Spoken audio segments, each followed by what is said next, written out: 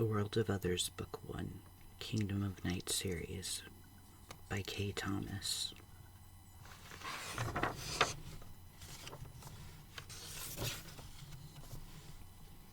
When the sun met the moon, you are the darkness that shadowed my light. Sun, you are the light that gave me my sight. Moon, you brought love into my life, both. Kingdom of Night, Part 1, The Black Flame. Raven Blackwood. Her hands tied and bound, she falls gently on the ground. Ultimately, she grows weak and tired. She's been shot in the heart with the gun he fired. Her screams were not heard, you have to take my word. She cried as she tried to escape her fate, but it was only too late. Her date with death has arrived, for she is no longer alive.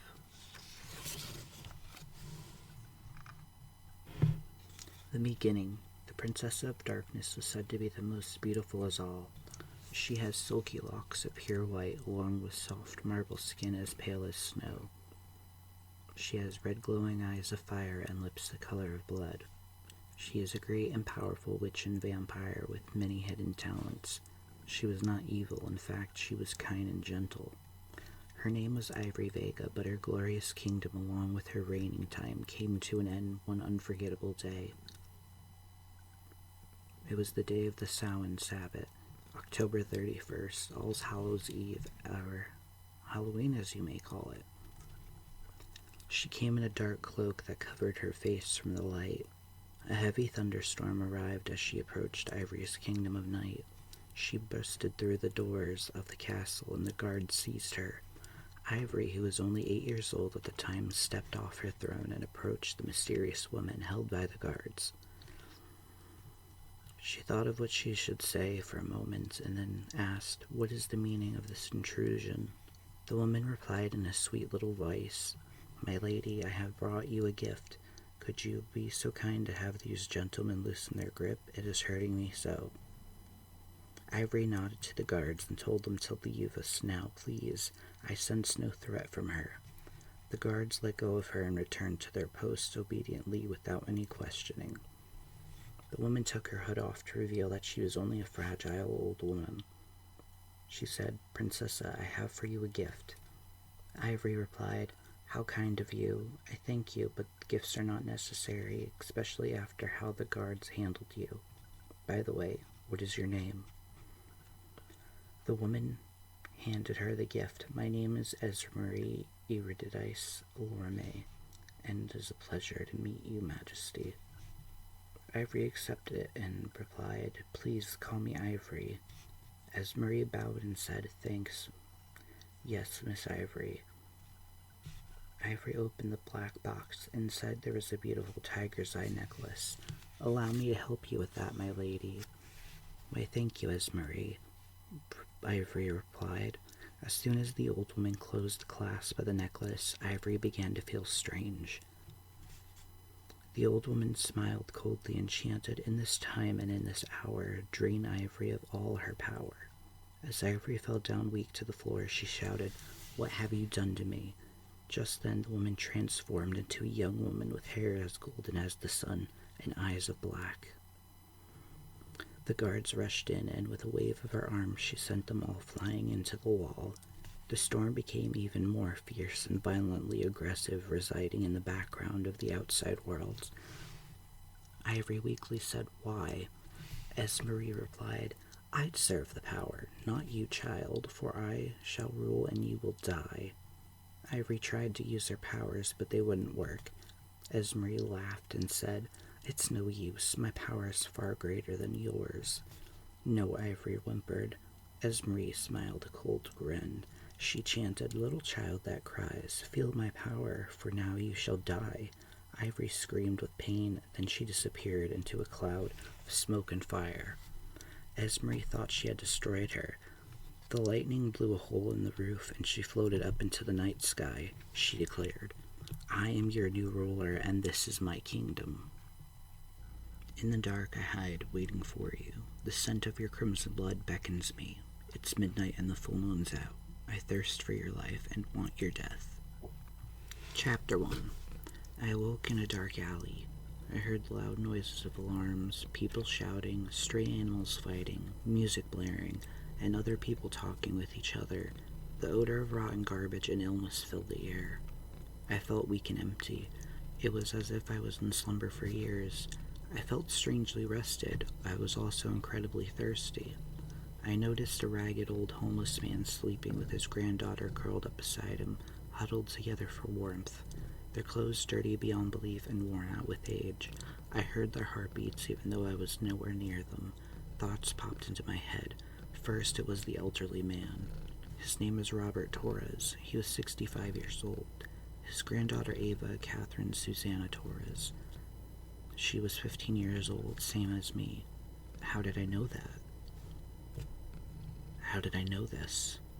Robert's eyes opened and he sat up, trying not to disturb the sleeping Ava.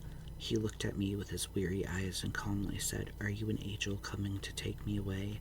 Is it my time already? I knew it would be soon."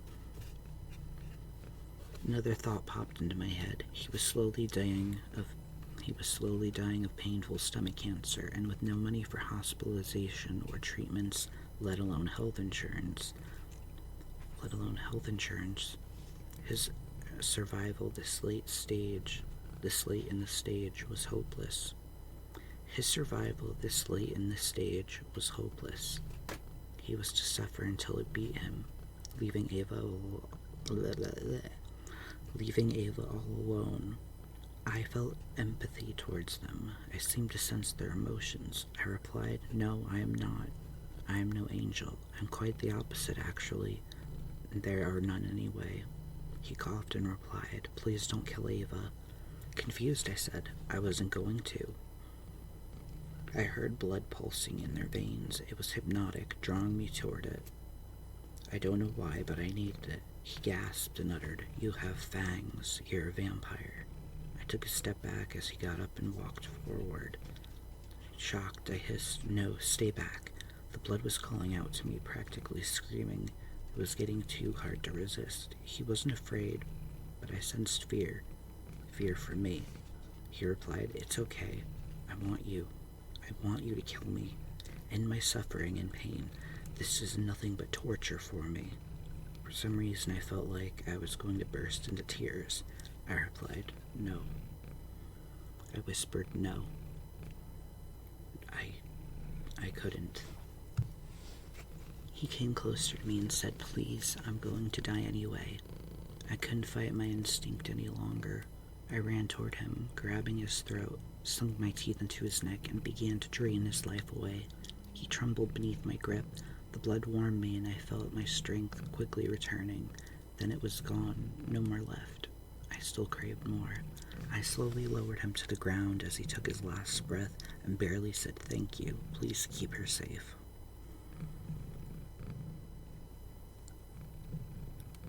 Then the light faded from his eyes and he was gone. As I began shedding a tiny crimson tear, I silently whispered, "I will." Ava woke up startled and said, "Who are you? Where is—" She looked down and saw his lifeless body. Tears fell down her face. She yelled, "What did you do? What did you do?" I couldn't bring myself to speak. Suddenly horrified by what I had done, I had backed away fast, running down into the dark alleyway. I heard her muffled sobs as she buried her face into her hands. I tripped and fell into the shadows. Sitting for a moment, I whispered to myself, "I have to go back." So I rose to my feet and started to walk toward her. But when I got there, Ava was gone, so I turned and walked down the street, hoping I would run into her again so I could explain what happened to her. I had no idea where I was going. I had no idea what was going on. Who am I? What am I? Where am I? When am I? How and why did this happen? I had absolutely no memory of anything. It was night. The moon and stars were high up in the shining brightly. It was night. The moon and the stars were high up in the sky, shining brightly. A car drove by me, slowed down, stopped, and turned around, and drove toward me. It then stopped when it reached me. A man rolled down his window and said, "Hey there, you girl." Something inside me told me to ignore him. and walk on, but I couldn't. I gritted my teeth and replied, "Who, me?" He said, "Yes, Sabre. Come on, get in the car. We're going to the club."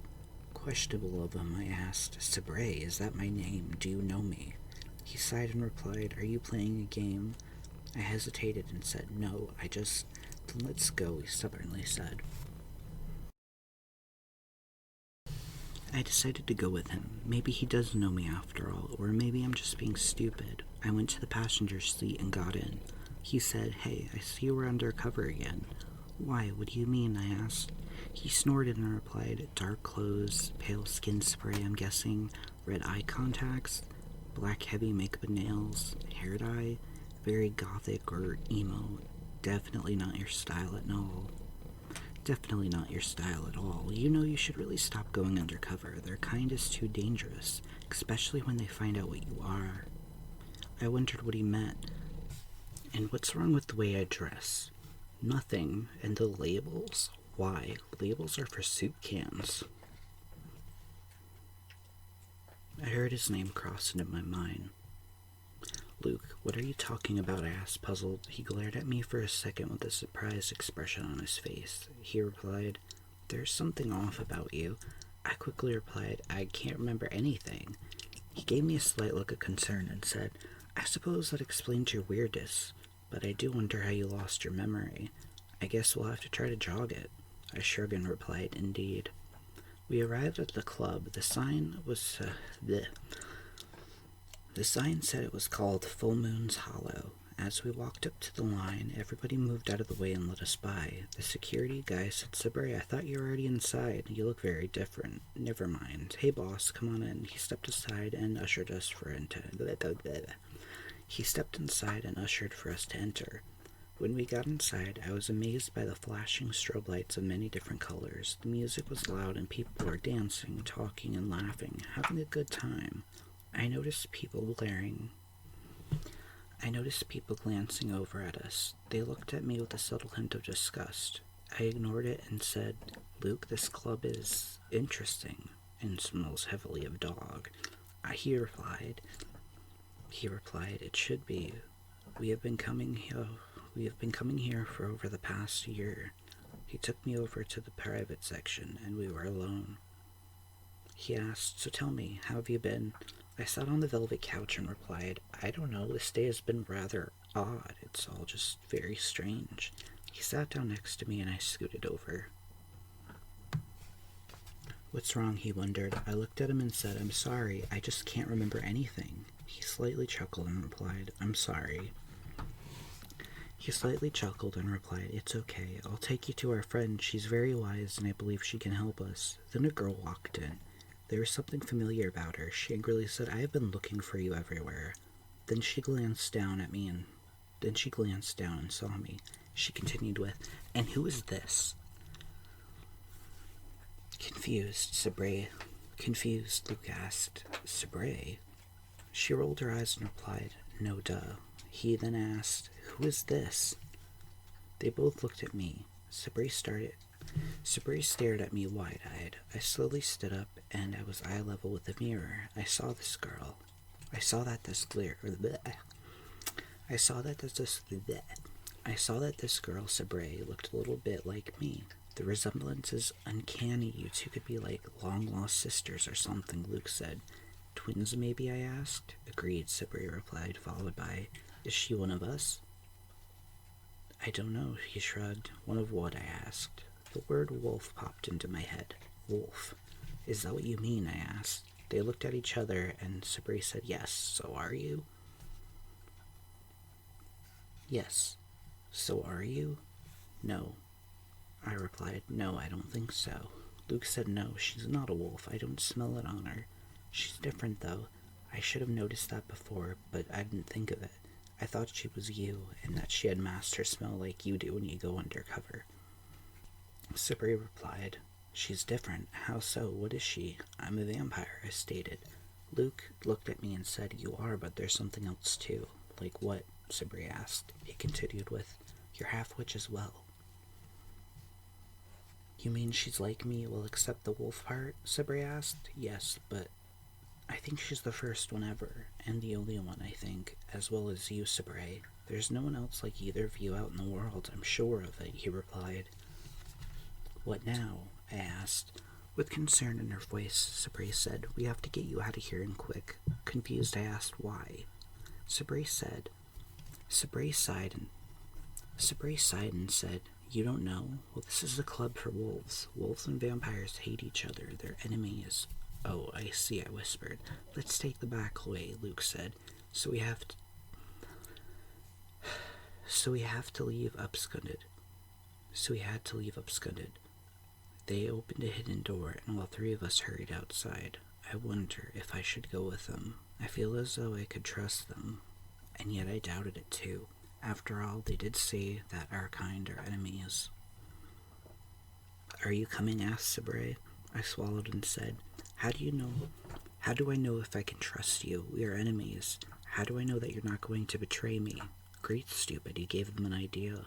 She looked at me in the eyes and said, If we were going to harm or betray you, wouldn't you think we have done it by now? You can trust us. Trust me. And Luke added, Yeah, we could have just yelled the vampire and let them rip you to shreds. Good point. I nodded in agreement, then we all got into his car. Sabre asked me, By the way, what should we call you? I have no idea, I spoke. Luke laughed and suggested, How about Fangs, because she has fangs. Get it? Sabre rolled her eyes and replied, Ha ha, real funny. I softly chuckled and said, I guess it works for now. Well, Fang, I'm Luke Murray Stephen, said Luke, and Sabre replied, I am Sabre Ember. Awkwardly, I said, Nice to meet you. Nice to meet you as well, Sabre said. Then she kissed him and we drove off to meet this mysterious friend of theirs. If you stuck around, thank you very much for this. I know it has been a while since I have narrated anything, and I wanted to try to do something to get back into it, a live kind of version of it again. So I read the first 14 pages of my book, and I wanted to share it with you. Let me know what you think in the comments, and thank you.